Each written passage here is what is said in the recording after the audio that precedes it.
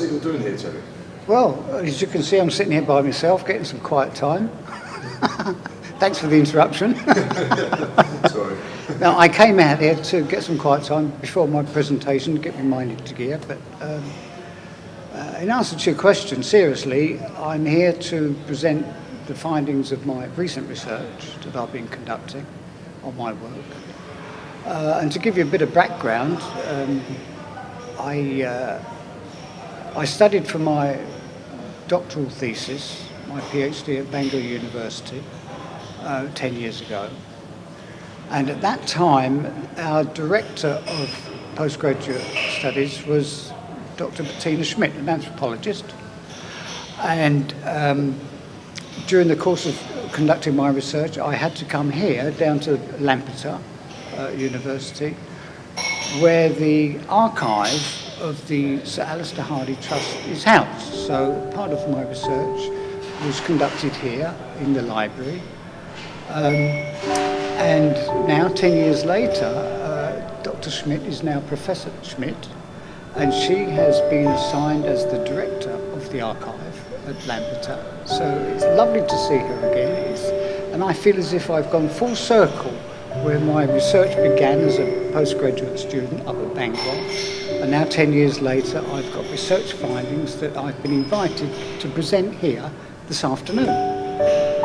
So you'll be invited to see my presentation to explain what my research is all about. And quite coincidentally, while I was sitting here by myself, I received a message right now on a case that we worked on recently, over the weekend actually.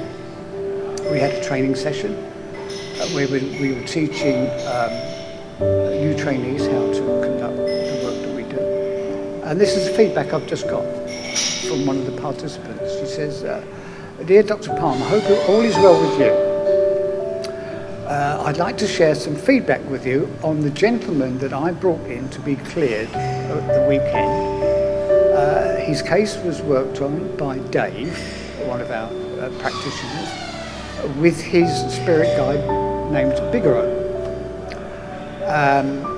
And this is the feedback she gives. She says, he rang his estranged wife yesterday and asked her if I had done any magic on him. These his words in brackets. He feels very different and he feels great today. He knew he was getting helped with magic." So that's the feedback from work we did over the weekend using our method on a gentleman in Turkey who's estranged from his wife because of his bad behaviour and his drinking habits. And this is the feedback.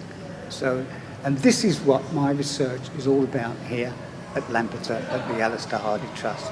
Does that answer your question for you? Yeah, perfect. Brilliant. Thank you for asking.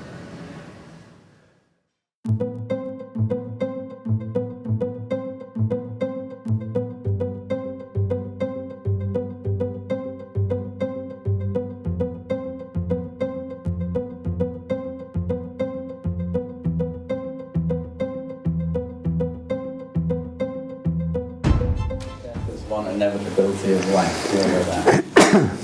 Anyway, so thank you for coming. I've got a very formal introduction here, but it seems like it's going to be a very informal panel. So the idea of the panel is basically that in research, dialogue is paramount, especially in anthropology. And the dialogue basically ends up staying in people's notes or on their voice recorder. It doesn't actually make it into the academic publications. And that means that the researcher can put over their own ethic analysis over what's been researched. And the idea of a dialogic approach is to actually include the original dialogue in the writing process, so that the reader can actually further analyze what's been said and come to their own ethic theorization and conclusions on the ethnography. That's one side of it. To actually get to the stage where you can actively converse with, in my case, deities as channeled through their spirit mediums, participation in ritual events, in your case, participation in actual practice is essential, because unless you actually participate, you won't be accepted into the community you're researching. And so it's very much about not just accepting other people's third-party experiences without experiencing yourself, and/or including dialogue and analyzing dialogue and recreating dialogue so other people can continue from where you left off. So there's only two of us speaking. I'm going second. So I'd like to introduce Dr. Terence Palmer. He's an independent researcher, psychologist, working, I believe, in Kent, in the UK.